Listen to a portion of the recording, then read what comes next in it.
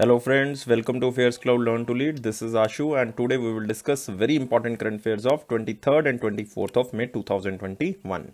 You can see two best images of the day, but today we will discuss very important and the most important current affair. So watch this video till last, but I am requesting you all the students that you have to like this video, you have to share this video as maximum as possible, and you have to subscribe our channel if you are new on this platform. Guys, you can download our application name is AffairsCloud and link of this application is given in the description box. It means we put a downloading link in the description box and you can download very easily. After downloading, you have to log in with your email ID, and after login you have to click on this crack current affairs section so that you can subscribe our current affairs for 1 year as well as for 2 years. So guys, these current affairs will be very beneficial for your exam, even every type of exam, because we cover 90 to 95% current affair which are coming in your exam. So this is the genuinity of AffairsCloud. This is the hard work of AffairsCloud team. But first of all, we are providing under this subscription, we are providing daily current affair. In the daily current affair section, you will get three type of the sections. One is related to detailed current affair of particular day. Second is question and answer format of current affair of particular day, and third is the quiz section which you can attempt on a application on daily basis. Next is weekly section. In the weekly section again you will get three sections for every week, like detailed current affair of particular week. Next is question and answer format of current affair of particular week, and third is the quiz section which you can attempt on our application on weekly basis. Next is the monthly current affair, and this is the most important section, and it will enhance your performance in your exam. Like first of all, we are providing study PDF. It means all the detailed and theoretical current affair will be provided under this PDF, and to revise this theoretical current affair we are also providing question and answer PDF. It means all the theoretical current affairs converted in the form of question and answer so that you can revise again and again. Next is the top 100. It means the best 100 current affairs will be provided to you. That is also provided in the question and answer format so that before exam you have to revise best to best current affair. Next is pocket PDF. As the name suggests, it is very important to revise the current affair before your exam in quick format, because we are providing 2-liner, 3-liner current affair under this format. So this is daily, weekly and the monthly section, but we are also providing some smart PDFs to enhance your performance. Like we are providing topic wise current affair. It means we are covering 20 most important topic which are important for every type of exam, and you have to just pick just particular one topic and you can revise all these current affairs of that topic, like apps and web portal, important days, books and authors, national current affair, international current affair. Though these things are providing under this 20 type of PDFs. Next is, if you are a banking aspirant, then we are providing three type of things for you guys. One is the detailed current affair of banking and economy only, question and answer format of current affairs only related to banking and economy, and third is the quiz section which you can attempt on a application especially for the banking aspirants. Next is exam PDF. If you just want to revise all the past current affairs of 2021, then this PDF is for you, because you can revise all the past current affair of 4 or 4.5 months from just single PDF. That is exam PDF. Next is special current affairs. Special stands for budget and economic survey. We are providing factual and important data related to budget and economic survey. We are also providing expected question and answer sheet so that you can realize that examiner can ask these type of the questions related to budget and economic survey. Next, we are also covering state current affairs to enhance your state performance, and we are covering every state and union territory. So guys, there is no different subscription for these things, only one subscription for all these things. You have to just download our application. Application name is AffairsCloud. You can download from the description box link, and you can log in with your email ID, and you have to click on this crack current affair section, and you can subscribe for 1 year as well as for 2 years. So with my words, you have to just check the price. You will definitely surprise, and on that minimal price we are providing 10% extra discount. If you use this code ASH10, then you will get 10% extra discount. And guys, if you have any query, then you can reach us on this email ID. You can also contact us on this number, or you can leave any comment in the video. I will definitely entertain these comments and definitely answer these comments. So let's start today's current affair, that is 23rd and 24th of May 2021. But I am requesting you all the students that you have to like this video, you have to subscribe this channel if you're new on this platform, and you have to share this video as maximum as possible. So let's start today's current affair with the most important question section, and in the most important section we will cover two questions, because today there are only two questions in the most important, but mostly we will cover maximum questions in the very important section. But guys, before proceeding, I am just telling you that you can join our Telegram group. The link of joining is given in the description box. So here is the first question. Which state became the first state in the country to reimburse goods and services tax paid on the COVID related donations? So it means the state government is giving back the money which are paid by the corporations, NGOs, or the individuals which are basically donating all the aid related to COVID related, like oxygen concentrators, COVID-19 vaccines, remdesivir injections, or anything related to the COVID-19. State government is giving back the goods and service tax to these corporations, NGOs, or the individual. And this state government is, guys, Haryana. So answer of this question is A. And this state is the first state in the country to reimburse goods and service tax related to the things which are related to COVID-19. So you can see here, Haryana's first state reimbursed GST on the COVID related donations. And you can see here, this will be applicable till June 30. It means it is till June 30, and it is to encourage efforts of the corporations, NGOs, and the individuals in facilitating donations of oxygen concentrators, COVID-19 vaccines, remdesivir injections, you can say the ventilator beds, any kind of the thing. And the 15 item eligible for the reimbursement, not all the items. And the 15 items list is given by the state government. I already covered some points like oxygen storage tanks, oxygen generators, vaccines, ventilators, etc. And the reimbursement can be claimed on the basis of certificate issued by the Health and the Family Welfare Department. And COVID related donations made to only the state and the state run organization, not all the Indian organizations. Remember, it is only for the state or the state run organizations. And friends, you can also remember that this scheme is applicable to only 15 notified items donated free of cost by corporates, NGOs, or the individuals to the Haryana government, or the hospitals or the institutions run by the Haryana government.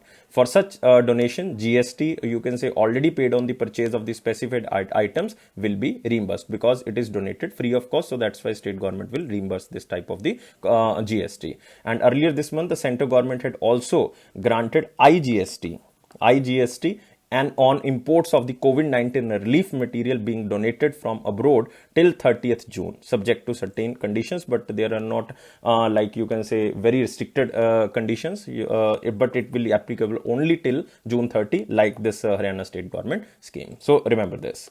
Even one state government more, like Gujarat also has announced reimbursement of IGST levied on the part of the customs on import of COVID related supplies, and this waiver is till 31st of July 2021. But center government till 30th June and Haryana government is also till 30th June.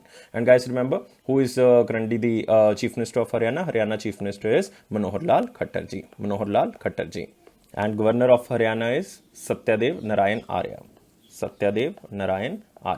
And guys, remember there are very important two national parks in Haryana. One is Sultanpur National Park. Second is Kalesar National Park. So it is basically in the you can say Ponta Sahib area, and this is in Gurgaon. Sultanpur is in near Gurgaon. Now we can move to the next question. Who won the S.H.E Glycitech Award? So my pronunciation can be wrong, but you have to remember this award, that is S.H.E Glycitech Award. This award goes to Hockey India. So answer of this question is B. So you have to remember, Hockey India wins S.H.E Glycitech Award 2021. So because of Hockey India, this award is the most important award. Hockey India won this award for his contribution towards the growth and development of hockey. And this award is presented by FIH, remember, Federation International the Hockey. So you can see here, Hockey India won this award in the recognition of Hockey India's contribution toward the growth and development of hockey. And guys, remember, Indian hockey goalkeeper P.S. Srijesh was appointed as a member of this Federation International the Hockey during the virtual meeting of the executive board. But it is not so much important. I am telling you so that you can just remember the name. The award is given every 2 years by the executive board on the recommendation of the awards panel. And the award is presented once every 2 years in the conjunction with the ordinary congress. And the award is named after S.H.E Glycitech, who served as the honorary secretary of Federation of International Hockey from 1966 until 1984 and served as the president of this organization till 1996. That's why this award named as the S.H.E Glycitech. and this award carries a medal and the certificate. But there are so many awards, like there is Pablo Negre Award, Theko Ekema Award. There are so many awards, so you have to just visit our website. You can just remember the names, but these are not so much important. You have to just remember the award which I am covering. Otherwise, there are so many awards under this organization. But you can also remember about Hockey India. Hockey India president is Gyanendro Nigombam. Remember, I am writing here Gyanendro. Secretary General is Rajinder Singh, but it is not so much important. You have to just remember the president. Headquarters is in New Delhi. Now we can move to the next section. This is our very important question section, because we covered 2 questions in the most important section. Guys, you have to provide us likes. You have to subscribe this channel if you're new on this platform, and you have to share this video as maximum as possible. And you can join our Telegram group from the description box link. And we are starting the very important question section. And here is the first question, especially for the banking students.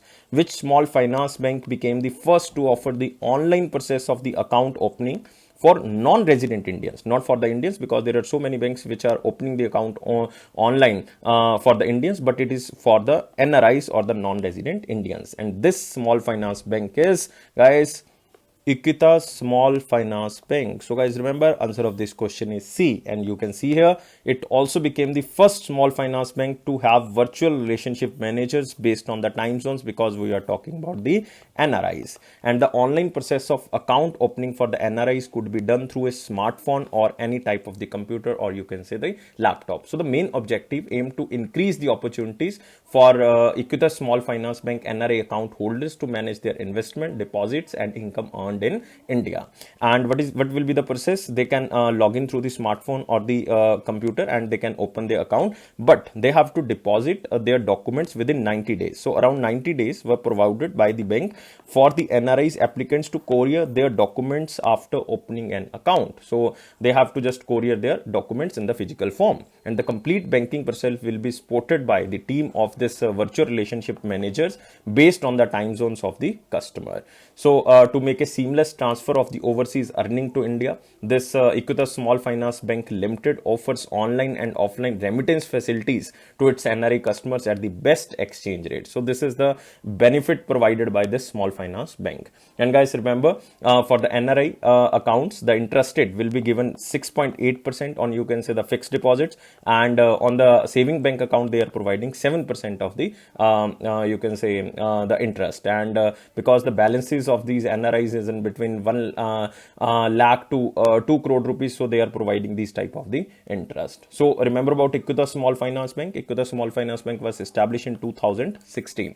Year is not so much important. Headquarters is important. Headquarters is in Chennai, Tamil Nadu. And guys, remember, MD and CEO is Vasudevan Narasimha, and tagline it's fun banking. It's fun banking. Now we can move to the next question. Which Indian American appointed as the senior advisors to United States President Joe Biden? So it is most important question we can cover, but we are covering under the very important section, because this person is basically Indian American and appointed as the senior advisor to US President Joe Biden, and she is Neera Tanden. So guys, answer of this question is D, Neera Tanden. You can see here the picture of Neera Tanden, and Neera Tanden previously served as the senior advisor for the health reforms at the US Department of Health and Human Services. This is not important for you. I am telling you, just you can revise the news very easily. Even she is currently working as the president and CEO of a progressive think tank, which is known as Center for American Progress. And the main 2 tasks given to her are like launching a review of the US digital service and planning contingencies that could result from the Supreme Court consideration of the Republican lawsuits seeking to strike down the Affordable Care Code. But you don't have to remember these things. You have to just remember the name Neera Tanden, who is recently appointed as the senior advisor to the United States President Joe Biden. This is a you can say very good achievement by this person. But you can remember, guys, other options, like you can see here Merrick Garland, Justice Merrick Garland. US President Joe Biden chose this person for the post of United States Attorney General. So you have to remember, because he was recently appointed Attorney General. Next person you can see here, Sumona Guha, Senior Director for South Asia. Remember, Senior Director of South Asia, and she is also elected by the US President Joe Biden. Next is Vivek Murthy. Guys, again, very important name. Why it is important? Because Dr. Vivek Murthy was appointed by again US President Biden, and he was appointed Surgeon General under the US President Biden's administration. So remember, Surgeon General he was appointed. So these are very important appointments which are generally made by the US President Joe Biden. So you have to remember, but in the question you have to remember about Neera Tanden. Now we can move to the next question. What is the name of Indian Navy's first destroyer who was decommissioned after 41 years of service? So the most important thing under this question, the name of the first destroyer of India which was decommissioned after 41 years of service. That is a huge service which was given by this destroyer, and it was basically commissioned in 1980. So in 2021 it was decommissioned and completed 41 years of service. And answer of this question is INS Rajput. So remember, INS Rajput, you have to remember, this is very important question guys, this will come. And Indian Navy first destroyer INS Rajput decommissioned after 41 years of service, and you can see this is the picture here behind this words like INS Rajput, and you can see here it was the first Indian Navy ship to be associated with an Indian Army regiment known as the Rajput Regiment, and this is also the first ship to be fitted with the anti-ship supersonic cruise missile, that is BrahMos missile in 2005. Remember, BrahMos missile firstly you can say fitted with this INS Rajput, and with the motto of the Raj Karega Rajput, it was led ship of the Kashin class destroyers. And friends, this INS Rajput has participated in various naval operations, like one operation I know, that is Operation Pavan. It is to regain control of the Jaffna area in Sri Lanka from the LTTE. This is a very militant group of Sri Lanka, you can say LTTE. And Operation Aman, it is just to conduct off the coast of Sri Lanka to assist Indian peacekeeping forces. And this mission is Operation Aman. And next is Operation Cactus. Operation Cactus was very famous because it is resolving hostage situation of the Maldives. And one is the Operation, you can say Crow's Nest. It is of Lakshadweep. So guys, these are the operations which are basically performed, you can say by the INS Rajput. So you have to remember this. Now you can also remember about Indian Navy. Chief of Naval Staff is Admiral Karambir Singh, and integrated headquarters of Ministry of Defence is New Delhi. So you have to just remember INS Rajput. This is the most important thing, and it was commissioned in 1980. Exact date is 4th of May, but you don't have to remember the exact date. Now we can move to the next question. Who will become the next managing director of Chennai Petroleum Corporation? So the organization is important. Why? Because it is an subsidiary, or you can say a unit of the Indian Oil Corporation, Chennai Petroleum Corporation. And who will become the next managing director of this organization? It is Arvind Kumar. So remember, answer is A. You have to just remember the question as in slide. Like PESB picks Arvind Kumar as the next MD of the Chennai Petroleum Corporation. You can also see the picture here. And guys, remember, Chennai Petroleum Corporation Limited, a group company of Indian Oil, is an Indian state-owned oil and gas corporation headquartered in Chennai. That's why its name is Chennai Petroleum Corporation.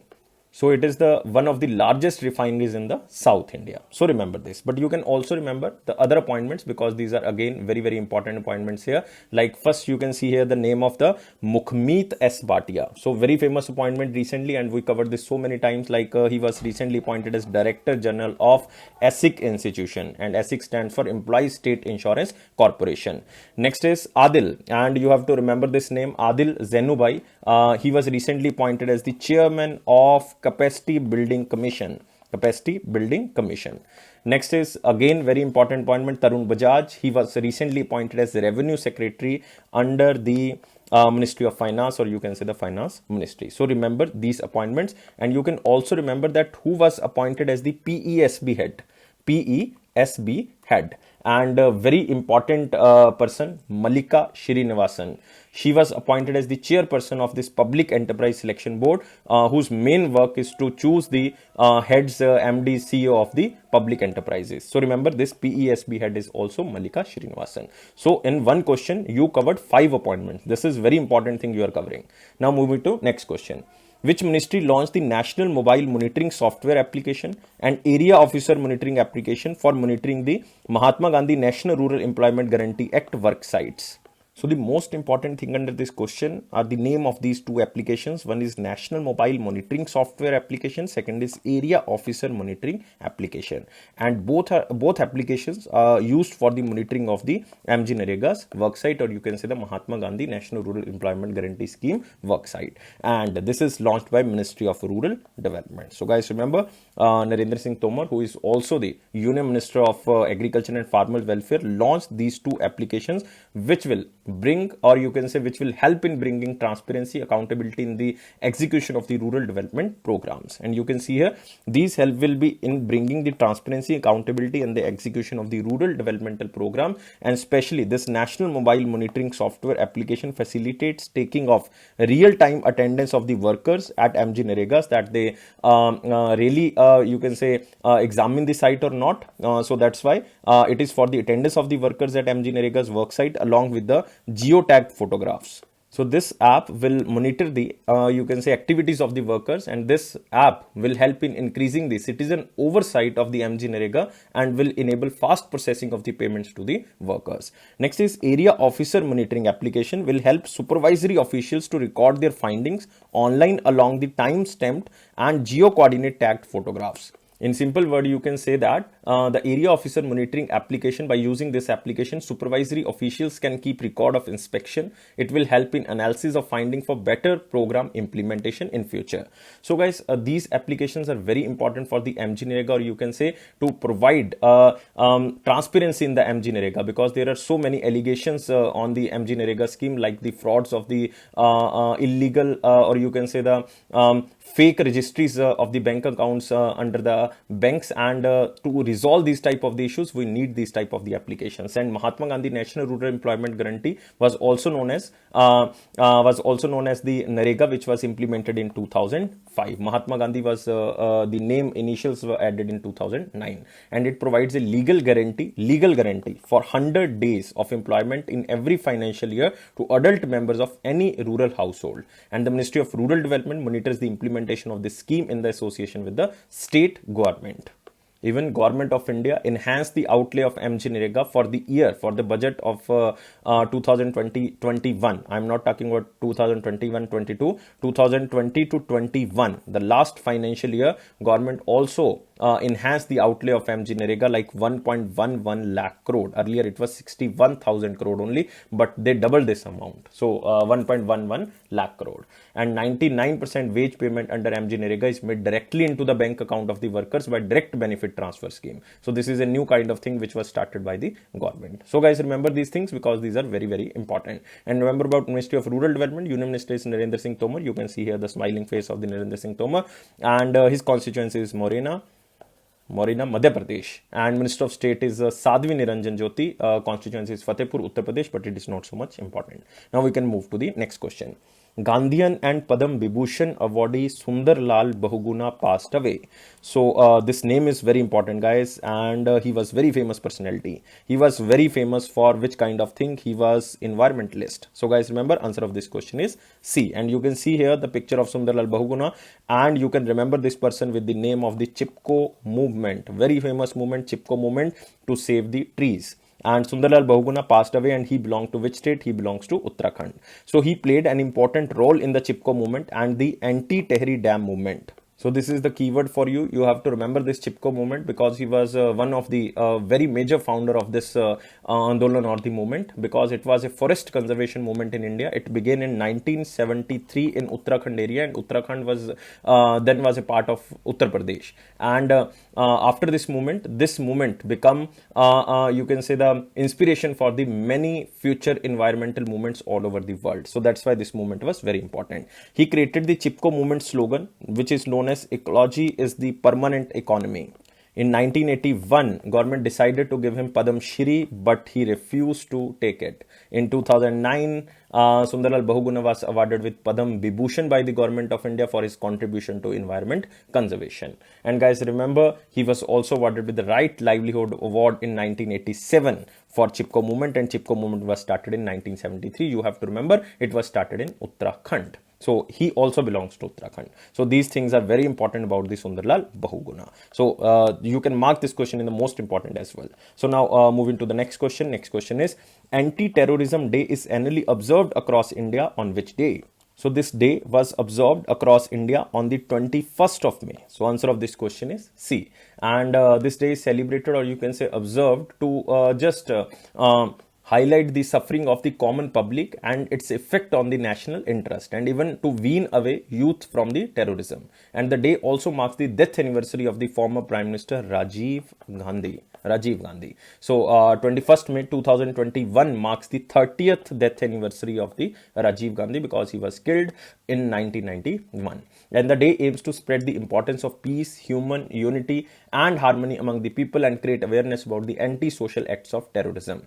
And on the 21st of May 1991, former Indian Prime Minister Rajiv Gandhi was assassinated in Tamil Nadu by a terrorist group. And the government led by V.P. Singh from 1991 to 1996, or you can say before the Narasimha government, decided to observe 21st May of every year as the Anti-Terrorism Day. And the official announcement of this day was made after the assassination of the Rajiv Gandhi. So guys, remember, 21st of May is celebrated as the Anti-Terrorism Day, and it is observed across India, not the globe. Now, you have to also remember about the Global Terrorism Index, which was released in 2020, and it is also known as Global Terrorism Index of 2020. India ranked 8th on this list. Afghanistan ranked top on this list, but India ranked 8th on the list of the most highly impacted country from terrorism. Now moving to next question, but you can also see here Anti-Terrorism Day, 21st of May 2021. Now we can move to the next question. What was the name of India's first Dronacharya awardee coach in boxing, who recently passed away? So he was the first Dronacharya awardee coach in boxing category, and he was recently passed away. You have to remember, he is related to boxing, or he was related to boxing, and remember the name of the state he belongs to, name the field he belongs to, and you have to just remember the name of this person, and name is Om Prakash Bharadwaj. So remember, the name is Om Prakash Bharadwaj, and he was related to the you can say the coaching field of the boxing. And Om Prakash Bharadwaj are also famous for becoming national coach for India for so many years, like from 1968 to 1989 he was the national coach, and under his coaching, Indian boxers won medal at the Asian Games, Commonwealth Games and the South Asian Games. He was also the founder of the boxing coaching department at the National Institute of Sport, which is situated in Patiala, and served as a chief coach from the 1975 to 1988. So guys, remember the name Om Prakash Bharadwaj, and you can see also here like the picture of this Dronacharya awardee, and O.P. Bharadwaj is the name, or Om Prakash Bharadwaj is the name. So in 1985, O.P. Bharadwaj was awarded with the Dronacharya Award, India's highest award in the field of coaching of sports and athletics. And he was the national coach from 1968 to 1989. He was the founder of boxing coach department at the National Institute of Sports, which is situated in Patiala in Punjab. And guys, you can also remember he was also served as the national selector. So very famous name. You have to just remember the name. You have to remember the state. He belongs to New Delhi. He belongs to New Delhi. And remember, he was coach of boxing. Now, these things are very, very important. But you can also see here the options, like A option, Tony Trabert. Tony Trabert was recently died, and he was American tennis player. American tennis player. It means he belongs to which country? America. And he belongs to which game? Tennis. Next is Akhtar Ali. We covered this question so many times, and he was Indian tennis player who recently died. Indian tennis player who was recently died. Next is Rahul Kular. Again, guys, very famous name, but he was the former chairman of TRAI, Telecom Regulatory Authority of India, former chairman of TRAI, and he was also died recently. So you have to remember these three options, because these are very, very important. Next is, which organization has put forth an idea of USD 50 billion proposal to end the COVID-19 pandemic by the year of 2022? So they proposed a plan, but it is not accepted by the countries yet. But they proposed that 50 billion USD, we have to basically cover this amount so that we can end the COVID-19 pandemic by the year of 2022. And this organization is IMF, or you can say the International Monetary Fund. So guys, remember, answer is B. And you you can see here Global Health Summit, which was recently held in Rome under the G20 presidency. You have to remember G20 presidency of 2020 lies with the Italy. And under this meeting, this IMF proposes $50 billion plan to vaccinate everyone by the mid of 2022, because IMF is saying that at least 40% of the world's population vaccination will be done by the end of 2021 and remaining 60% by the first half of the 2022. And even the proposal was drafted by IMF chief economist Geeta Gopinath. You have to remember this name because she is Indian, and staff economist Ruchi Agarwal, but you have to just remember the Geeta Gopinath name. And it states that vaccinating the country or the entire global population would inject the equivalent of 9 trillion USD into the global economy by 2025 due to the fast resumption of the economic activities. And the proposal was elaborated by the IMF during the Global Health Summit 2021, which is hosted by Italy, because G20 presidency lies with the Italy. And the proposal state that the advanced economies which have been asked to contribute the largest to the USD 50 billion proposal will benefit the most out of it, because IMF is saying that this 50 billion will come from the maximum comes from the developed economies, like at least 35 billion USD will paid for by the grants from the rich countries, private or the multilateral donors, and the remaining 50 billion will be funded by the national government using the concessional financing available from the multilateral developmental banks. So maximum like 35 billion will comes from the rich countries or the private or the multilateral donors, and they will get the benefit most out of it. So guys, remember, this is just a proposal of IMF, but it is not accepted yet. When it was accepted, I will definitely tell you. And guys, remember about International Monetary Fund. It was established in 1944, and it was established simultaneously with the you can say World Bank, because World Bank and IMF both are known as Bretton Woods twins, and both are established simultaneously, and both headquartered as Washington DC, United States of America. And who is the managing director of IMF? Kristalina Georgieva. Remember, Kristalina Georgieva. And member countries are 190. Recently added was Andorra. Now moving to next question. Who launched project School of Hope and Empowerment, also known as the S.H.E project, for empowering Indian women? So this project was started by Tata Communications, and this project comes under the corporate social responsibility of the Tata Communications, because there was a meeting of the UNESCO, which is known as World Conference on the Education for Sustainable Development, which was held in Berlin, Germany. And under this, you can say virtual summit, this Tata Communications announced that they will start School of Hope and Empowerment for empowering Indian women. So you can see here, School of Hope and Empowerment, and you can also remember UNESCO World Conference on Education or Sustainable Development, held in which area? It is held in Berlin. It was held in Berlin. Berlin is in Germany. And you can see here, this is also known as S.H.E program, and it was announced under the Berlin Conference, which is also known as UNESCO World Conference on the Education for Sustainable Development. And the main objective is to just inspire at least 1 million women from small towns to realize their dreams of becoming entrepreneurs. And it will offer business grants, mentorship, digital training, and other key resources for the women to realize their entrepreneurial dreams. And the initiative has been developed by the Tata Communications in conjunction with the Better India and Effect-Driven Indian Digital Media Platform. So guys, remember, utilizing this power of digital connectivity and partnership, the initiative will create an environment for the women from marginalized communities to establish themselves as the entrepreneurs and the leaders in their community. So remember the name of the program, S.H.E, and S.H.E stands for School of Hope and Empowerment. It is especially for the women entrepreneurship. And recently, UNESCO environmental education to be a part of curriculum by 2025. During the World Conference on Education for Sustainable Development, UNESCO has set a new target to make environmental education a core curriculum compact to all the countries by 2025. So it will be added in all curriculums by the year of 2025 by all the countries. And UNESCO is working with 193 member states to support curriculum reform and track progresses. So it will be compulsory by 2025. Next is a recent later news. Google state that Google.org, the philanthropic arm of the Google, will support 1 million women entrepreneurs in the rural India. It will be implemented through the Google's Women Will Web platform, and it will definitely enhance the entrepreneurship skills of the women and definitely lead to the women empowerment. And guys, remember about Tata Communication. Its headquarters is in Mumbai. Don't remember MD and CEO. MD and CEO is Lakshmi, or you can say Amur Swaminathan Lakshmi Narayanan. That is the full name, so don't remember. But remember about UNESCO here. UNESCO's headquarters is in Paris, France, and Director General is Audrey Azoulay. Now we can move to the next question. National Commission for Protection of Child Rights launched which program to provide psychosocial mental support for the children during COVID-19 so that they cannot be stressed?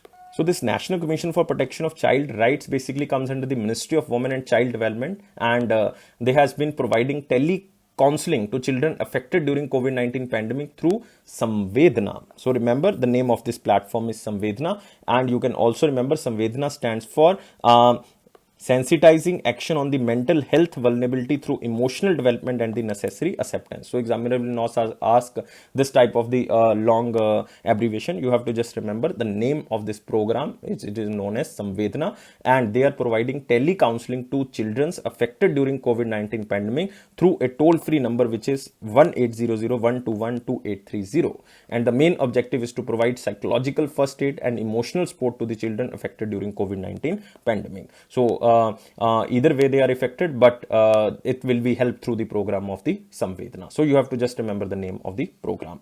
Now moving to next section, it is our important question section, guys. You have to provide us likes, you have to subscribe this channel, you have to share this video as maximum as possible, and you can join our Telegram group from the description box link. And here's the first question in the important section. What will be the new foreign direct investment limit in the insurance sector? This was old question because this was announced by the government of India in 1920, but we are covering because government announced or government officially notified this increase of the limit in May 2021. That's why we are covering this question now, and it is now 74%. Earlier it was 49%, but now it become the 74%. In 2015 it was 26%, but in 2015 it was increased to 49%, but in 2020, now 2021 officially, it is now increased to 74%. So guys, total FDI in insurance sector is now 74%.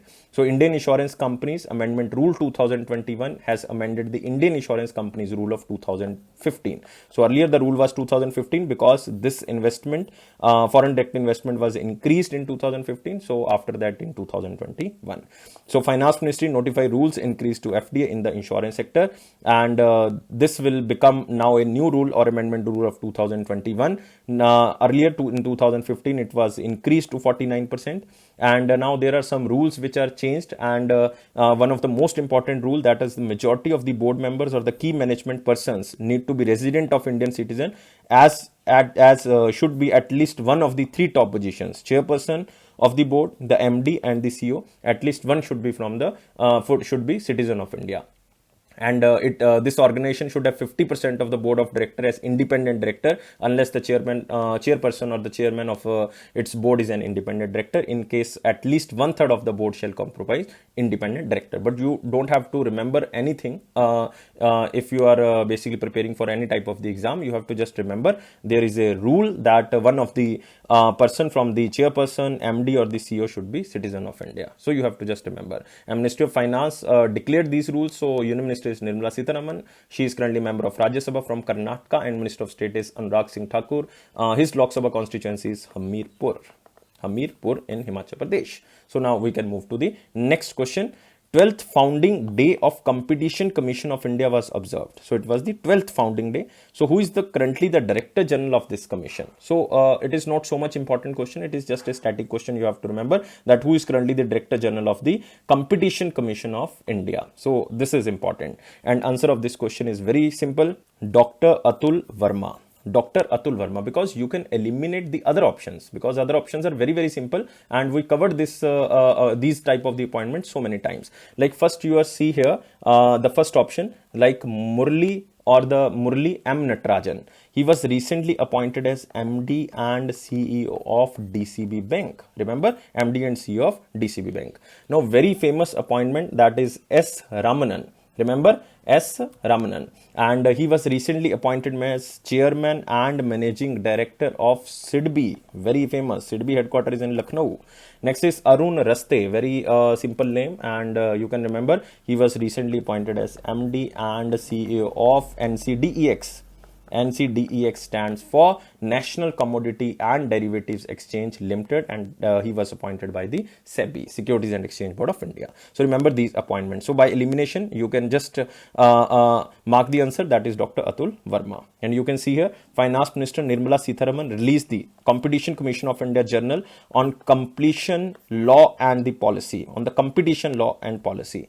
So CCI was established under the Competition Act of 2002 on the 20th May of 2009. So in 2021 they completed the 12 years. So that's why this 12th anniversary was, or the founding day of Competition Commission of India was celebrated.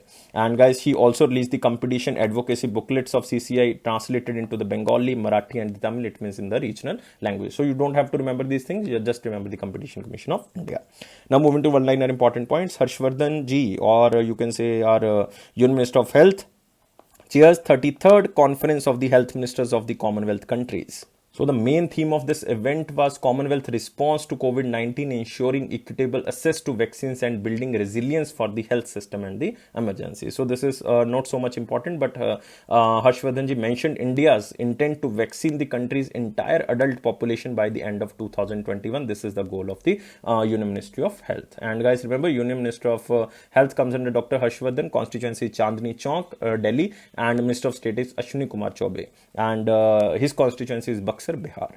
Next, RBI board approved transfer of 99122 crore as surplus to government. You have to just remember the figure, because in the last year government also surpassed some surplus to the government, and examiner asked this amount, that how much RBI transfer this surplus to the government. So that's why you have to just remember this figure, because this figure is important for you.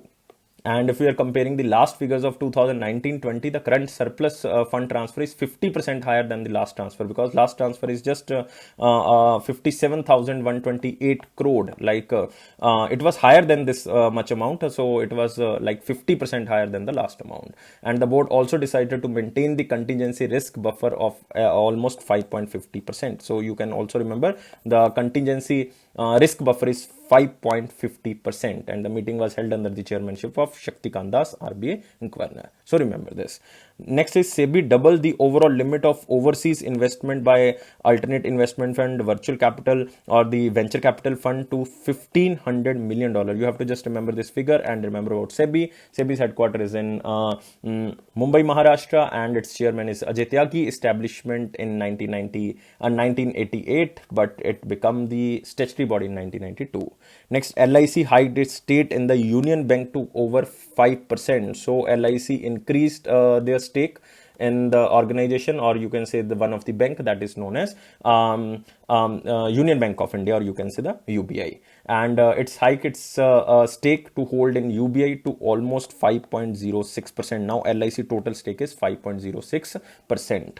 And remember about LIC. LIC was established in 1956. It is the first insurance company of India. Headquarters in Mumbai. Chairman is M.R. Kumar. And Union Bank of India, it was established in 1919. Headquarters in Mumbai. MD and CEO is Shri Raj Kiran Rai ji. Next, English golfer Richard Bland won Betfred British Masters 2021. So it is not so much important question, but you have to just remember the name of this player, and he's English player named as Richard Bland, and he won one of the golf masters tournament, which is known as Betfred British Masters 2021. And guys, remember, Indian golfer Shubha Shankar Sharma was also there, and he was positioned at 34th under this tournament.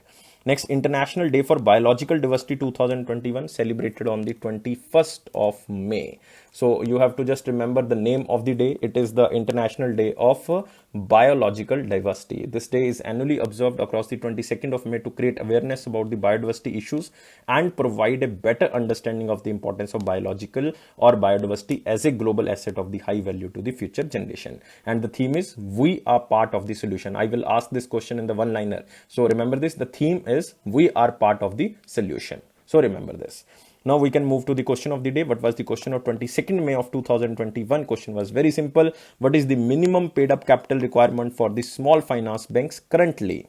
So every student who answered this question was right. Answer of this question is currently it is 200 crore. So initially, when licensing guidelines for the small finance banks were issued, it was prescribed that the minimum paid up equity capital requirement for setting up of any small finance bank would be 100 crore. But after that, it's changed to 200 crore. Now, so many committees are basically recommending that it should be 300 crore, but it is not accepted yet. But they are basically, you can say, recommending the government. And for a non-banking financial company or any type of the NBFC who is converting into the small finance bank, the minimum net worth should be 100 crore. not the paid up capital. Total net worth should be 100 crore if any NBFC is converting into the small finance bank. So guys, now we are moving to the question of the day. Question of the day is very simple. What is the duration of which RBI makes the ways and mean advances to the state government? So we are talking about the state government. So you have to tell me the time period that for how much time period ways and mean advances lending to the state government by the RBI. So you have to answer only me in the comment box. I am waiting your answer. You have to provide a 700 plus likes. You have to subscribe this channel. You have to share this video as maximum as possible, and you have to press this bell button so that you can receive the notification on time. And guys, join our Telegram group. Link is given in the description box, and you can also watch our videos on the application, and you can also read the current affairs from the PDF. And to subscribe PDFs, you have to download our application from the description box link, and you can subscribe for 1 year as well as for 2 years. And guys, remember, you can also get the 10% extra discount if you use this code ASH10. And it is a promise that we will cover 90 to 95% current affair which will come in your exam. This is the hard work of AffairsCloud team. And don't take life so much serious. Life is fun. Always be happy. Thank you guys. Take care. Bye bye.